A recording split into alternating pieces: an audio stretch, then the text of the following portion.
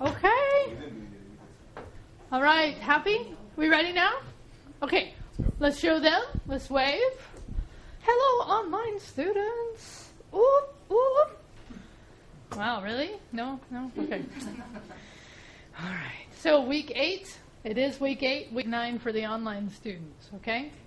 So week 9, which is next week, I just want to be clear about something. It's the halfway through point of the semester. And how many of you know what I mean when I say the last day to drop? How many know? How many know what that means? What does that mean? You get a W. But you drop the class, but you get a W, right? Right. So if you drop it before next Friday, which is 10/10, you get a W. Not an F. Not an. What happens if you don't drop by next Friday, but you don't do the work? What happens? Really? That wasn't clear enough? Was I not? An F? Yeah, you're gonna get an F. You're gonna. Yeah. Say it again. Drop the class? Right. So you have until next Friday to drop the class with a W.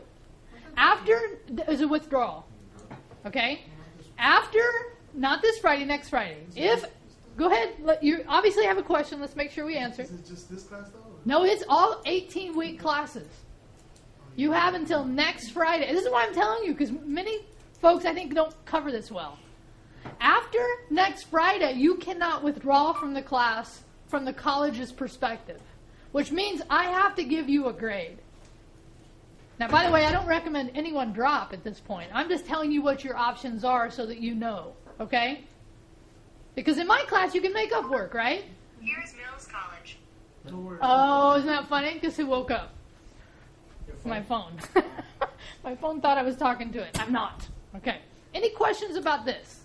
I'm not dropping the class. Okay, I'm not recommending you. For those of you on the line wondering what he said, he said, I'm not dropping it. I'm like, I'm not recommending you drop. But what I am recommending is this. If you don't like your grade as it stands right now, get busy. Get caught up. Do the work. Because here's the deal. If you're not passing right now, something needs to change in your life. Okay? Because if you keep the pace you're at right now, the chances are probably you're going to flunk. And I'm not looking at anyone in specific, so don't get freaked out. But you have to be willing to change something. Something's not working. Go get help. You guys all know there's a tutorial center on campus, right? And you do know we have tutors for this class, specifically, for CIT-12. So you can go there and go, hey, I need some help. They'll help you with my IT lab. Oh, okay. Maybe now you're a little more interested. All right? Okay, so that's one topic. Let's get that out of the way. Now, the topic for the day. So in your notes, put bits and codes. That's okay. It shows on mine, too. Thank you. So I realized in looking at some assignments, and I realized actually one assignment I'm actually going to drop because I made a mistake, which I'll tell you in a little bit. I didn't do a good job of describing this concept because I normally by now have covered it, but for reasons of my IT lab and other things I haven't. Okay? So we're going to start with this. I'm actually going to show you only a little bit of this video, and then we're going to come back and talk about it, okay? So the video title is called Bits versus Bytes. How many of you know what bits are? How many of you know what bytes are? Okay, so this is generally a concept many people don't understand, so that's why we're going to talk about it. Okay, so in your notes, bits and bytes. Oh. Absolutely. Oh my God, this is cat food. Sorry. No, but seriously, bits and bytes are the units to measure computer data. Bit is the smallest form of data, and it's basically like an on-off switch. It can be either a 0 or a 1, but that's it. Even basic information, like a letter of the alphabet, cannot be expressed as a bit in spite of the name, alphabet. You'll need a byte, which is a series of 8 bits, in order to express even something as simple as a character of text. You can think of it as 8 on or off switches, which can be configured in any number of different combinations to represent different values, often a letter of the alphabet or another character. For example, this is TQ for Tech Quickie, represented in 16 bits or 2 bytes. And this is a smiley face, represented in 16 bits or 2 bytes. But you're a sophisticated guy. You might need to store data that's more complicated than a single letter of the alphabet. And the simple answer... Okay, let's stop there, okay? Because there's a lot of information in just that short period of time, right? Okay? So he talks about the difference between what? Bits and bytes, okay? So bits can either be what? What did he say? They could either be 0 and 1 are what we will refer to often today as on or off. Okay? 0, 1, on or off. So this idea of zeros and ones, on and offs, let me just show you an example, simple example. This is one light, right? And it is now in what state? On. Okay, so it would be represented in the computer as a 1. So off would be 0. Okay? Now, you might ask yourself, and I need you to understand this, is that the computer's natural way of understanding anything has to be in the state of 0 or 1. So everything you're doing on the computer has to come down to this level for it to really understand it. And that's because computers are fueled by what? What is the thing if we don't have, our computers are not going to work? No, it'll function without the internet. I know it must feel like it doesn't, but electricity. So computers are fueled by, what did we say? Computers are fueled by what? Electricity. Electricity has how many states? 2, on and off. Electricity is either on or electricity is either off. So computers have to use this idea of on and off, which is really called binary. Right? You've heard the term bi. Okay, I was waiting to see who would laugh. Okay? So in this case it's 2, but it's either on or off. And that individual on or off is called a bit. Let me go back to this. Right? So this is 1 bit, and it is now in what state? On or? 1. Good. And if it's off, it's 0. Now, how can I take this concept and combine it with codes? That's a combination of Okay, so series of them, but let's make it simple. Like, do the lights in this room have that same condition of on or off? Yeah. If the lights in this room were off, what message do you think I'm trying to send you? 0. That the class is canceled for today. Doesn't that make sense? So that's a code. You get it? How many of you have had roommates and you have special codes that you give your roommates about come in or don't come in? It's the same idea. Okay, but again, on or off is a bit. A code is then what we associate with that either individual or series. So in this case, how many bits do I have? 4. So how many messages could I send? 4. No. 1. Because you can have on or off sequence on any of them, so it's really 2 to the 4th, which is how much? 8. 16. Exponential, 16. Okay? So this is called 4 bits of lights, or 4 bits. Okay? You got that so far? Okay, so we started with the video, right? Go back to the screen so they can see this. Now, when I start talking about this binary digit as either being on or off, this is what we call a base 2 system. Okay? And what you're going to do as part of today's lecture is you're actually going to watch another video that is actually going to explain this idea of a binary numbering system. Because here's the deal. Come with me this way. What is our numbering system? As humans, our numbering system is called a base 10.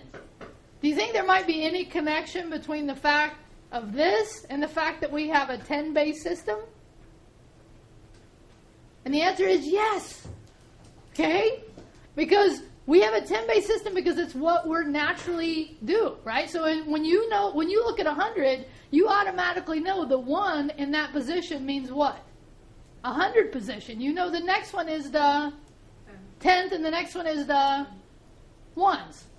That's okay. See, it's such a natural part we don't think about it anymore. But why do computers only have 2 states, on or off?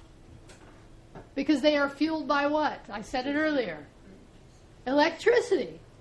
So the computers have to have a different numbering scheme than we have because they don't understand ours. We have to tell it what ours is. Because theirs is 0 or 1. Are you with me? Okay, so if you know this, if you know that computers are fueled by electricity, that those two states are on and off, and that the more of those lights that we have, the more messages we can convey, you're on a good pace for this lecture. Are you guys on a good pace for this lecture? I'm checking in with you. Yeah? Yeah? Okay. So now let's actually look at this. So in computers, there's another term we use called bytes. So 8 of them together is actually equal to a byte. Again, how many is this amount that I'm holding up? Is this a byte? No. How many required to be a byte? 8. Okay? Now, when we came up originally with computers, very good. I'm going to go to images.google.com. I should have done this. We used a coding scheme, and I want you to put this in your notes, called ASCII. This coding scheme was the first coding scheme that was ever put together for computers, okay? Or one of the very, very early ones. I'm looking for the ASCII binary one. Sorry, hold on. Where is it at? I saw it earlier today. Anybody ever heard of ASCII art? They actually have art that they do, but let me actually blow this up. Let me do this. You guys see that at least a little better? Okay? So this is remember I was talking about at the beginning? The lecture title today is Bits and Codes, right? Coding was the idea of how I can code individual on and off switches to have messages or codes that I mean. So this ASCII code was the first one they created. So in order for me to represent the letter, let's say, hard to see, but X, I would have to have 8 bits, and the first one would be what? The first position would be on or off. Can you see it? Off, on, off, on, off, off. Okay? So that scheme represents pretty well our characters, right?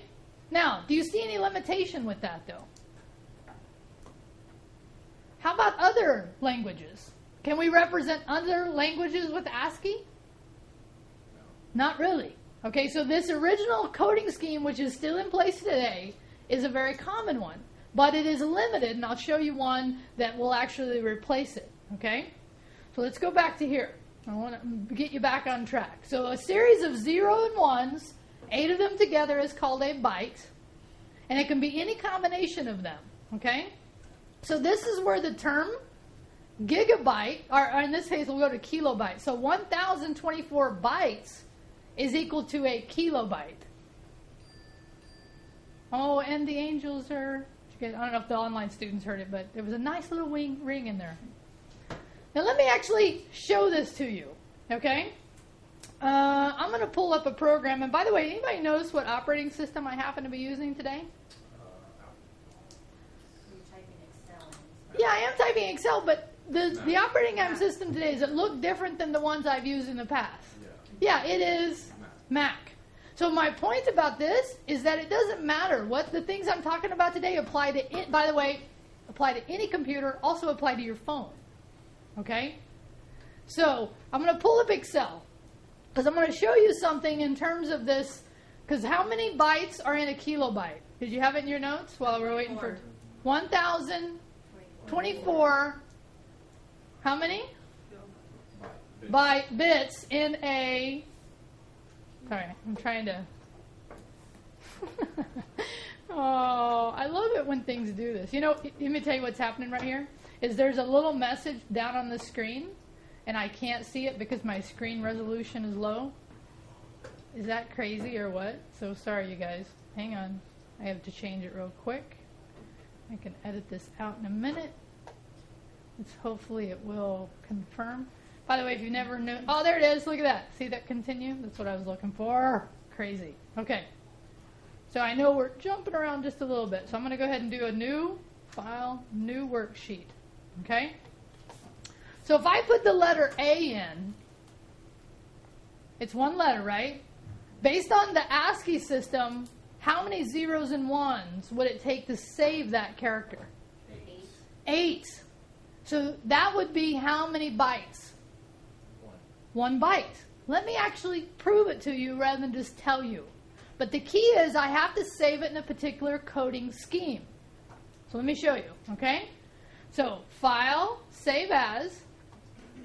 And if I save it as, I don't know if you've ever heard this particular one. Are you guys okay?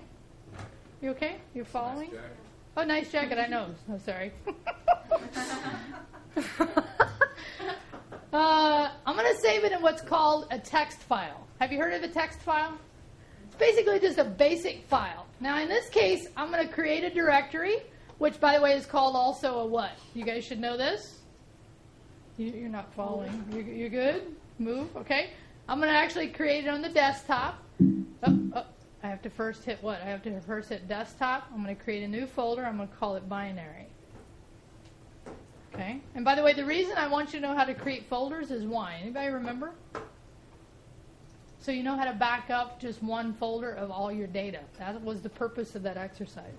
So I'm going to call this file A. But the key to this file is the format. You guys see this? What's the format I'm saving it as? Text. A text file. You can really just know that's an ASCII file. Okay?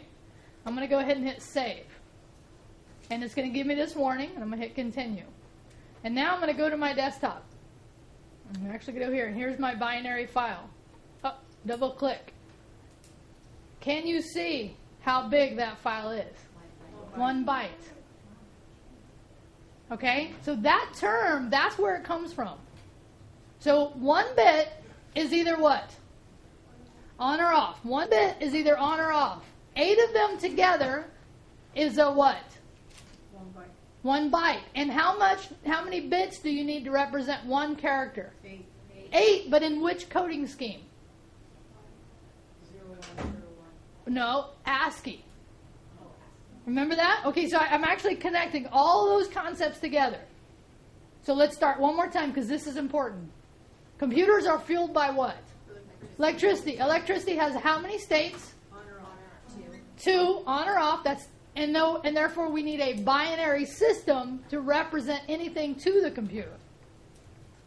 And why does it? And our system of numbering is a what-based system? 10 because of this. Okay? But what is wrong or what is limiting about the ASCII coding scheme? What's limiting is it cannot represent what? Other languages. So what we came up with is a coding scheme, and I want this to go in your notes, called Unicode. So in your notes, Unicode. Okay? So here's what happened in Unicode. Or we'll come back to this in a second. Let me do this in Excel again. So now I'm going to still keep the same letter in here. I'm going to do File, Save As. And now I'm going to choose this coding scheme right here, but don't let the 16 throw you off. You see it's called UTF. This is basically an Unicode coding scheme. So what do you think? Is it going to take 8 zeros and ones to represent more languages? Now you're going to think 16, but it's not. I know, it totally makes sense, but it's not the right answer. But the answer is it's going to take more than 8. Because remember, 8 only gave us our alphabet and numbers. So if I want to do any language, I'm going to need more zeros and ones. I'm not going to give you the answer. I'm going to help you lead yourself to the answer. So now that I know it's going to be a UTF, which is a Unicode, and now I'm going to save it, and I'm going to actually call it a different name called Unicode in that same directory, and it'll give me that same message, and I'll come back to my directory. How many can see how many bytes it took? 4.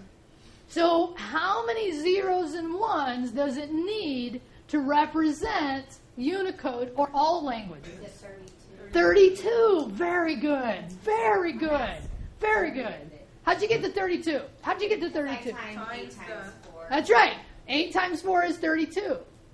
So that is the coding scheme we have in effect today to represent all languages. But really what it goes back to is this idea of how we measure things on the computer. That's how we started this discussion. But in order to tell you that, I had to explain what this means. Because many people see this KB and they don't understand what it means. They just know it's a measurement, if they know that. So 1,024 bytes is a kilobyte. 1,024 kilobytes is a, how many know what MB stands for? Megabyte. Very nice. And the last one, it's hard, it's a little cut off, but that's okay. There it goes.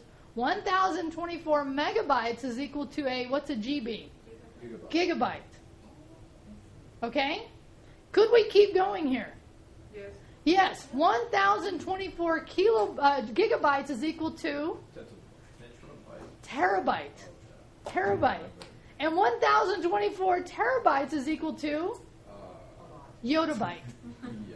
The what? A yottabyte. A Yoda bite? A yottabyte. Not Star Wars Yoda, but maybe. Okay? All right, so really this idea, here's where I'm going to come back to the video in a second, okay? Because even though he presented it a lot, let's see now if this now makes more sense, what he said, okay? Oh my god, this is cat food.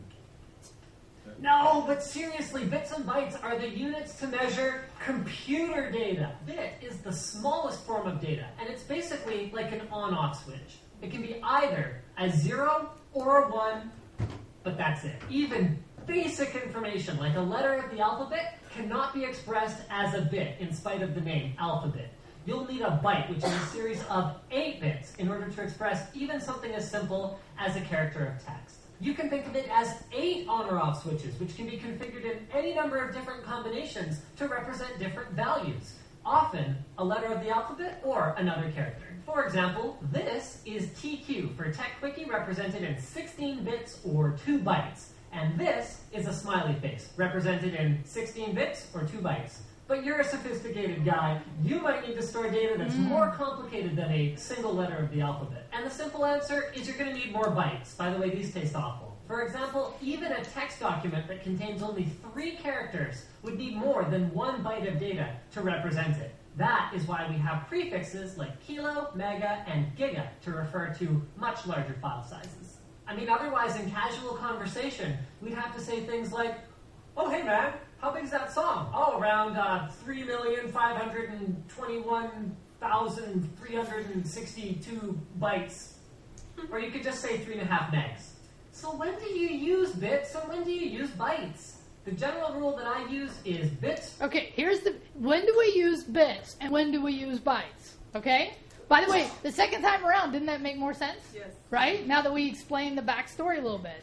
So now let's talk about this idea of bits and bytes. Most of the time, when you're talking about RAM, you're talking about computer storage in general, it's bytes, the big B. And that's what he's about to tell you. When you see the big B, that means bytes, and when you see the little b, that means bits. Okay? You got it? Now, where this comes into kind of an interesting thing is when you do something called the Internet Speed Test, which I realized I had on our schedule, but I forgot to put it in the hands-on assignment. So that means the assignment coming up for a week, or this coming Monday, I'm actually dropping, and we're not going to have an assignment that night. But I want to show you what it is because it is an important thing to know. So if I go to Internet Speed Test, and I can choose any of these, and I recommend you do something like this at home, okay, for a couple of reasons. But one is we're going to talk about this idea of small b's and little b's and big b's. But do you notice this number? What's that mean? Megabytes per second. Megabytes per second. It's not mega. Well, actually, no, it's not megabytes because it's a lowercase b is a what? Bits. So when we're measuring speed, we're measuring it in terms of what? Bits. Okay?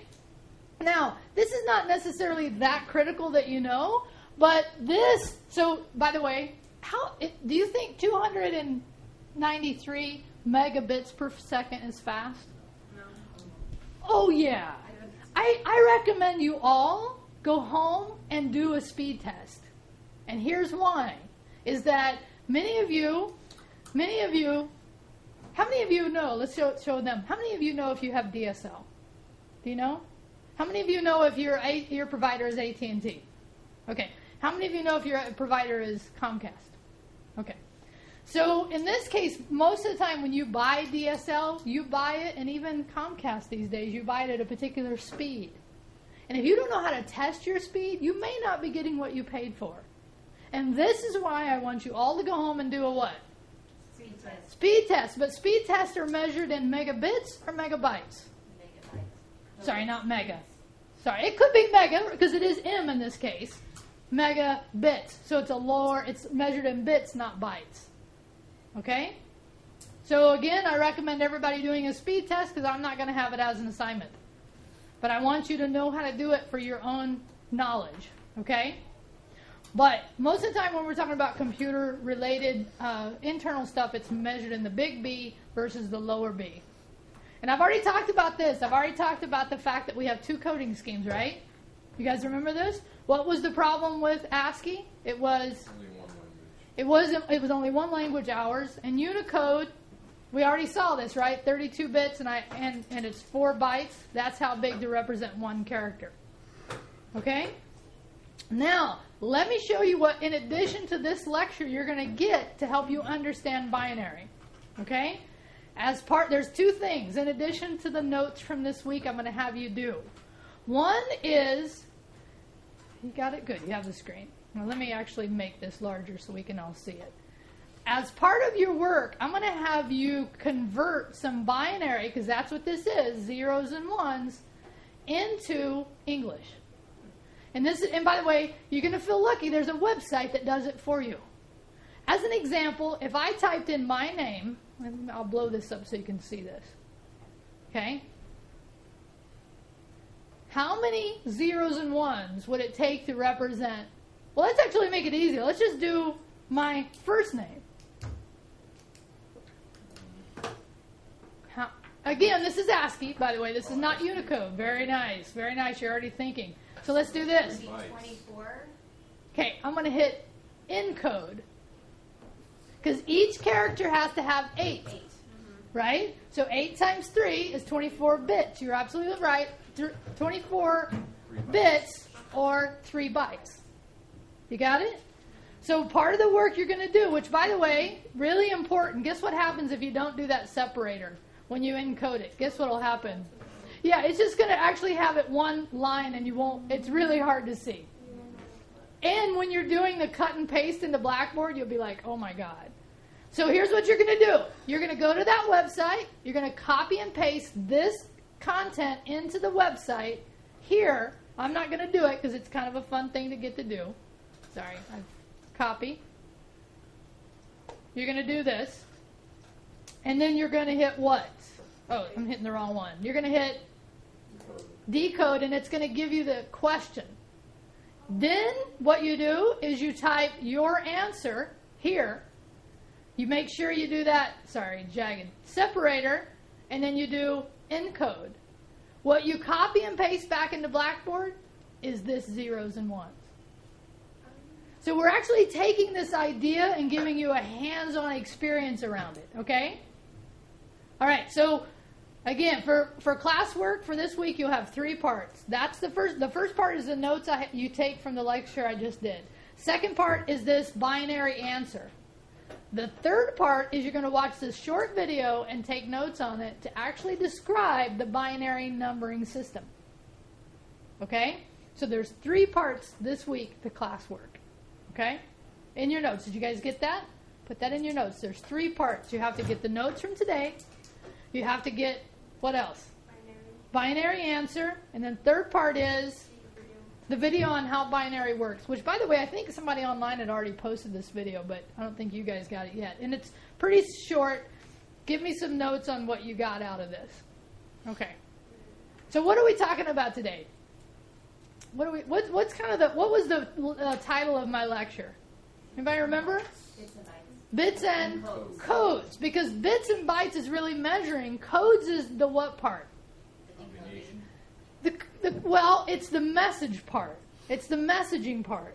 And remember how I was in Excel and I did save as and I chose different formats? I was changing it to tell it how to encode those zeros and ones or how to understand them. Which, by the way, this is true for any file. Like if you have an MP3 file, is that going to have a different coding scheme than a graphics file? Yes. That's right. When it's music, it's going to have a way to encode those different levels of sound. When you have a picture, it's going to have a different way of encoding those different colors that are on the screen. So everything has a different coding scheme because it has a different file format. You go, are you with me? It's kind of a stretch. I know, you can do it though, okay?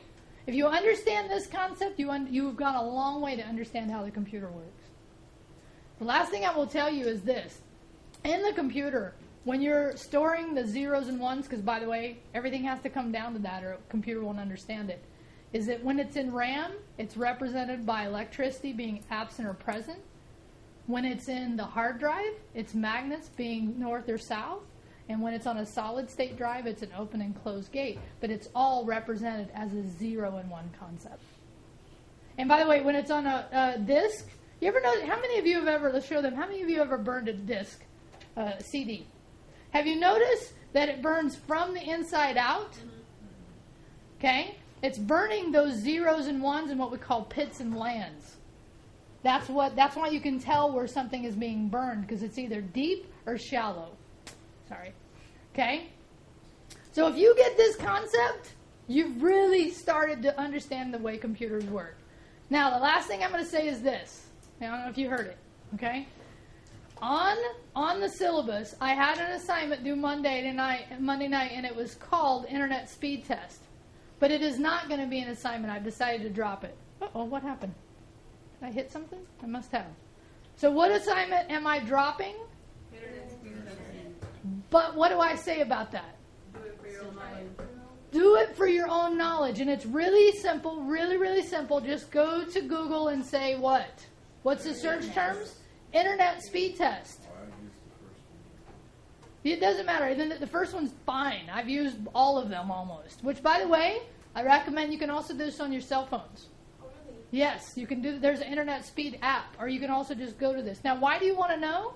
Because many of you are paying for a particular level, and you need to make sure you're getting it. And this level we're looking at here is unreal. At my house, and I have pretty good internet speed, I get around 30 megabits per second. I mean, we're getting 600 and something here. This is because we're on the pipe that everyone on the college is. So this is a huge pipe going out. By the way, do you care more about download speeds or upload speeds? Download. Yeah, because when you're browsing the web, and I'll talk about this in our next lecture, I think you're going to have, because when you look at things on the internet, you download them. And we'll talk about why that's not a good thing sometimes. Okay, look at the camera. Look at them. Say goodbye-bye. Really? You guys didn't say goodbye-bye? Goodbye-bye. All right, bye-bye. Hit the record button. There you go.